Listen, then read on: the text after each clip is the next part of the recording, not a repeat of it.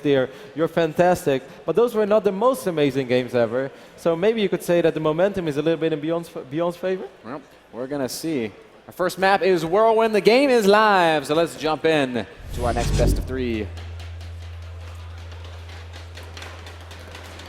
Spawning in the top left-hand corner of Whirlwind. The red Zerg player, he is Byul.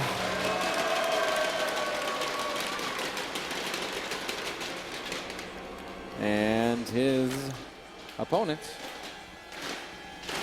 in the bottom right-hand corner of the map, the blue Zerg, Sue.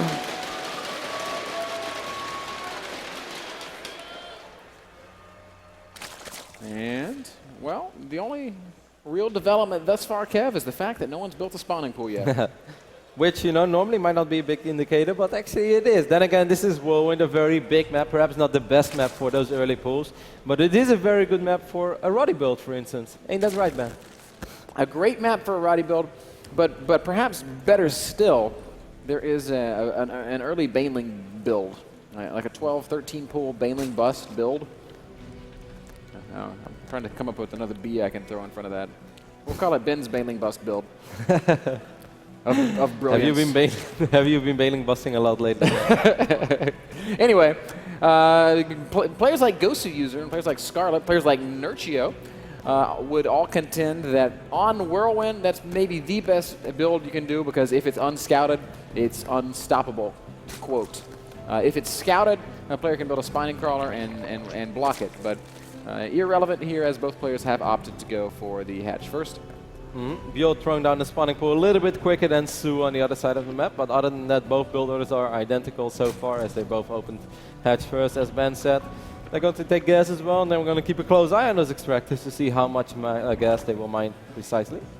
Now, Whirlwind's a big map, and these players have spawned cross position. This could certainly become a very long game where it gets quite positional. Oftentimes, if we make it into the mid game, if we get past that Zergling Baneling stage, that can be so exciting. It can go into the roach phase, which well, sometimes stagnates. It's pretty crazy. He didn't actually take an extractor. I thought Byul took an extractor as well, but he did not. He has not.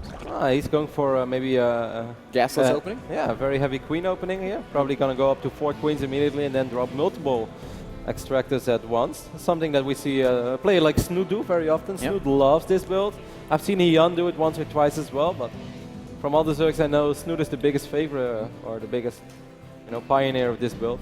I'm a big fan of it myself. It's been around for a long time.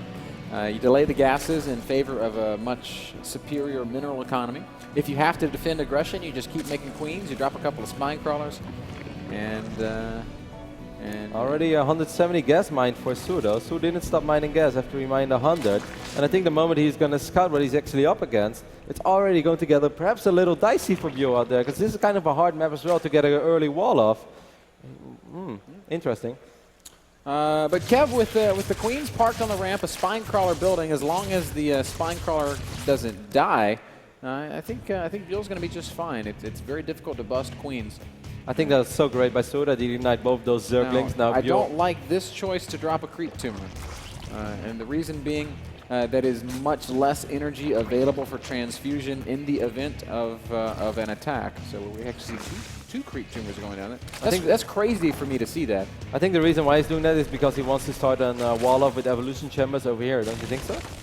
Yeah, that makes some sense.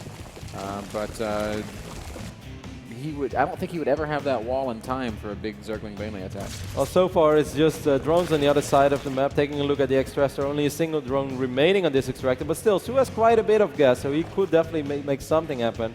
And here we can see all those evolution chambers going down, and one of them is a roach one in disguise. Almost didn't recognize it. They look the same, man. Makes exactly the wall you were talking about, Kev. 3 happy drones turning into 3 happy Zerg structures, and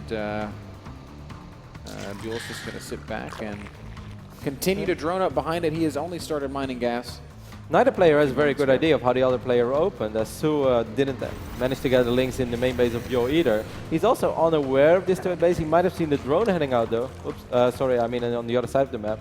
Byul is, I will say, gonna scout it now, but that Zergling can't find the ramp. He's drunk. It's too early, Zergling. Slightly confused. But he does jump up, and he will see the third expansion of Su, so much faster third base for Su. Could set him up to have a great mid-game. He is getting his lair. Kev, there's a couple Evo chambers going down for Su. Where's the Roach one? There it goes. The Roach one is also down. So similar wall-offs for both players, and still no real commitment to any path. Muta is still a possibility. Not a whole lot of units have died. Su trying to get a scout up, but it's going to be very hard in this phase of the game to get any idea of what this opponent is doing. But the wall is a very big tell, and I'm pretty sure that he put the pieces together and say, all right, you probably had a small mineral lead of me in the early game because I dropped that extractor, I committed my drones to mining that gas, and I wasn't really able to do all that much with it. But Su will be able to bounce back from that because his third base is going to be so much quicker than the third base of Byul, and I believe that we're going to see a lot of roaches on the production tab soon from either side. Never mind. I thought those lings might sneak in. Not going to be the case. They will, however. Oh, whoa, transfuse on a drone? My God. That never happens. Two of them even. Man, one hell of a health insurance. But yeah. Zergling speed finishing up for Byul. He's going to try to zoom across the map and see if he can do something about that third base, or maybe he'll just chase these two lings in circles. Nope, there he goes. That's a lot of speedlings pouring out, Kev. 31 lings on the map. There's only 7 roaches out for Su. Will that be enough to save this third base? I'm not sure that it will be. He has 2 banelings on the map as well. Those are definitely scary to deal with. He has to be careful how he wants to control these lings. These lings go to town on the queen. So far, so good, though. You know, I think if he just right-clicked on that hatchery, he might have been able to kill it, but obviously he opted to fight the roaches instead, and it meant that the expansion was saved and no real damage was dealt. It's 100 supply for Byul. It's 94 supply for Su, but Su with the much faster third base is going to be feeling pretty confident in the next couple of minutes. We can already see it in the units tab as well. Nice larva advantage, even though he's going to morph most of that larva into drones and roaches immediately. That is just the power of that much quicker third hatchery. And the fact that Byul took some small risk early on, even though his opening wasn't that risky, but he tried to get an economic lead, but it kind of backfired as Su with his quick 3 bases actually took the lead right now.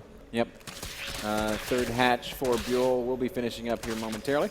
But in the meantime, we're just going to see some lings running around the map playing catch, as neither player looks like they really want to commit to a big fight. There's a lot of units out on the map for Su right now. He's got most of his army holding that center Zelnaga tower. He's got to be a little bit careful not to overextend and get surrounded. He has a lot of additional roaches on the way as well, but the roach count that he has on his opponent's side of the map is fairly even. I actually think that Byul might be able to win this fight, and I think Su is feeling the same way, so he's going to back off and wait for the reinforcements to arrive. Realizes it immediately. He probably wants to just sit back and wait for that larva advantage to really kick in. It's 54 drones to 49 drones, 34 roaches to 27, and now it looks like Su is willing to take a fight. Picks off a couple creep tumors, is not happy with his position.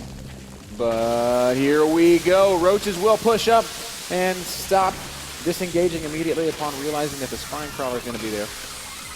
Byul just needs to hang in there a little longer. He has a lot of roaches on the way, as you can see in the production tab. Right now he's quite outnumbered though, but there is just not really something that Su can really do to push the issue. He doesn't want to overextend, he doesn't want to throw away the small lead that he has created for himself. Well, Ben, we've seen a lot of crazy things this tournament already. The only thing we didn't see yet is a good old roach war. Let's enjoy it. Yep, and this is kind of what happens when you're on a big map like this and both players hit the mid game in even shape. It becomes very hard to attack. And we will see a lot of movement, and maybe somebody's going to commit to something, but oftentimes if you overcommit to an attack at this stage of the game, it can cost you the game. So Byul and Su both good enough to know that. They're just going to dance around and try to feel out their opponents, see if somebody can maybe sneak a faster fourth base. Or tech switch a little bit quicker. We can see the infestation pit is going down. I think Contaminate has been used in this evolution champion. There is a nice upgrade advantage though. Or at least a small one for Byul, but he shouldn't fight right now. He's going to have to wait a little longer. But he's going to have 2-2 way before his opponent. And he has no interest in fighting right now. He is running as quickly as he can away from that big pack of roaches. But look at this. At the same time, 4 roaches making it into the back of the third base. They are going to pick up a couple of drone kills. So Byul draws first blood. The Zerg version of the 4 Stalker hit squad. Yep. They can't blink, but they do spit acid, so that's a plus. 7 drones killed there. As Su does get back and clean it up. 197 supply to 183 Army supplies. 122 to 136. It's so close, Kevin. I have a hard time believing either player would commit to a fight here. I really love how versatile the army of Su is. He has 65 roaches and a baneling. He's getting baneling speed. This is something we've seen before, and I think it's so brilliant that Byul's getting infestors and not hydras, because that's how you deal with roach baneling. Su is gonna... Su's gonna have to wait for those upgrades to kick in. Byul's already sitting comfortably on 2-2, so he was economically behind a little bit, but he was able to get those upgrades out a little bit quicker because he dropped those evo chambers a lot sooner. And I think he's putting himself in a reasonable position. He's not adding any infestors in the mix yet. Maybe he should try to pick a fight while he has that upgrade advantage, even though for him that's a much harder call to make than for us. So hard to call. Look at how close this is. 61 drones to 62. 65 roaches to 65 roaches and a baneling. That one baneling could actually be the game changer. This is the baneling that could rule the world, as Byul and Su continue to dance around one another. Byul keeps trying to find openings with small groups of roaches. Su is obviously a world-class player, and it's hard to find those openings in this matchup, certainly when there's only 3 bases to defend. Byul the first to try to take a 4th base. I mean, Su probably wants to wait just a little longer. He knows he has an upgrade disadvantage as he's able to see the roaches of his opponent. Is going to try to set up a flank. Is this the best idea? I'm not sure. Byul not willing to stick around and find out. He is just going to disengage. He'll lose a couple during of all roaches this, he is going to send a couple of roaches in the natural once more. He might be able to pick up a few drones. He's going to send a few to the main as well. I'm loving what I see from Byul so far. Even though it's minor, he is creating small advantages for himself. He's creating openings. He's spreading out his opponent, and Su is defending very well, not sending his entire army to deal with small roach hit squads. Sends 4 roaches to kill 3, just enough to guarantee that he wins the fight. No! Mutiny. Kill the baneling. Infestors are on the way for Byul, so he's going to have that next layer of tech. I think what we're seeing here are roaches being killed for more roaches. I don't understand it. He's killing roaches and then building more roaches. I thought he was going to make lings and then get banelings, but that's the roach after the 60-minute mark is the new and improved roach. Yeah, I guess so. We can rebuild him. 4th base will go down. But this is when Byul's going to stand and fight, and with infestors in the mix, this could change everything. Good fungals landing on a lot of roaches.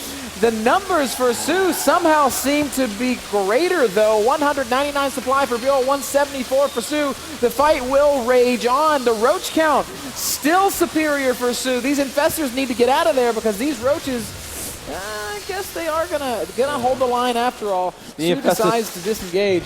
Nice engagement there by Su regardless, though. He ate big fungals, but he was still able to create a pretty good opportunity for himself. Su's choosing not to remax until the Hydra Den finishes. I cannot wait to see the production tab. 14 Hydras and groove spines, and I guess he may fill the rest out with roaches. He's out of larva, Ben. Oh, okay, so we just stopped injecting. That makes sense.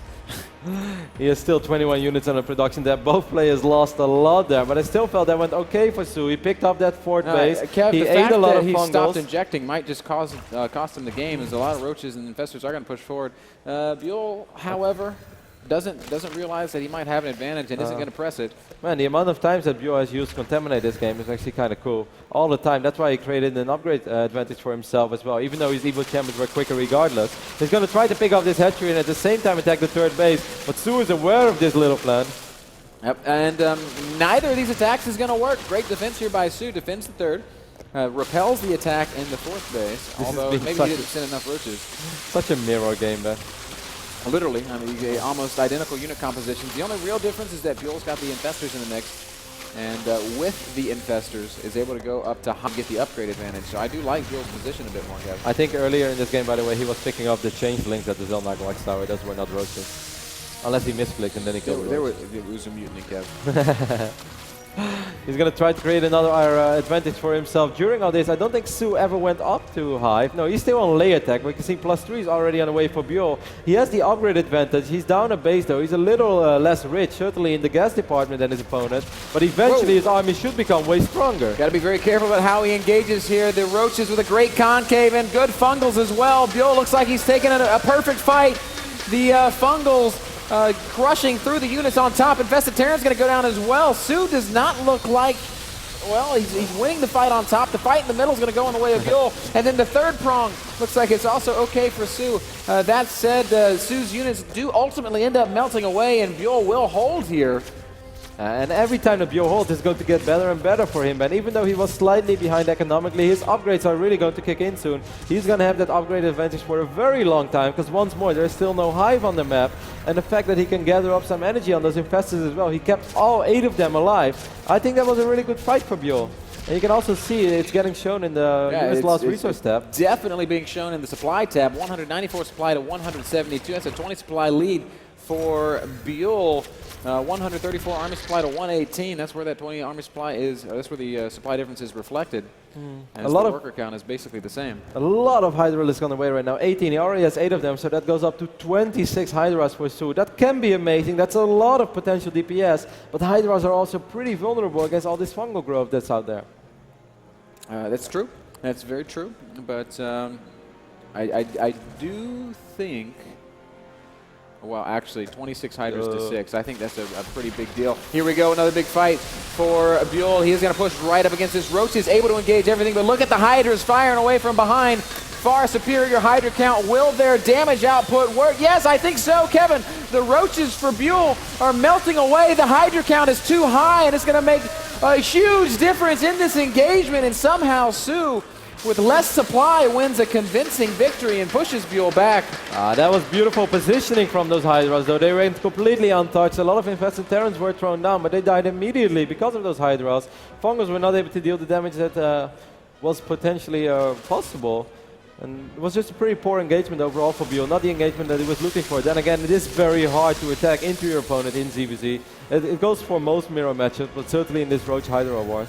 Even in the wake of that fight, the supply is virtually identical. 191 supply to 190 supply. Roaches being produced on both sides. That's what the reload's going to be. The +3 upgrade advantage, though, Kevin, I think ultimately that may end up being the game changer. I don't know why Byul refuses to build Hydras. He's got the tech, and he's got the upgrades. Roach Infestor all the way, man. Maybe he just feels like he doesn't have the gas, but... Yeah, I mean, he did lose that fort base, and he's not even taking a 7 and 8 gas yet, so maybe that's why. I think that makes a lot of sense. He's been kind of low gas-wise all along, and maybe he wants to stack up some additional infestors. Because he has 8, he has 7 of them. 1 of them did die in that previous fight. I would love to see him go up to 10, even though it's a little risky, because it's a lot of supply that can't actually fight. It might give him this, the dream engagement that he's looking for, because he will actually be able to chain fungal big groups of Hydra to death. We'll see. +3 armor now on the way for Byul. So we're potentially going to be looking at a 3-3 army against a 2-2 army. Su should really get Hive. I don't know why he's choosing not to. Yeah. Okay, there we go. Infestation finally going to go down. So that's on the way.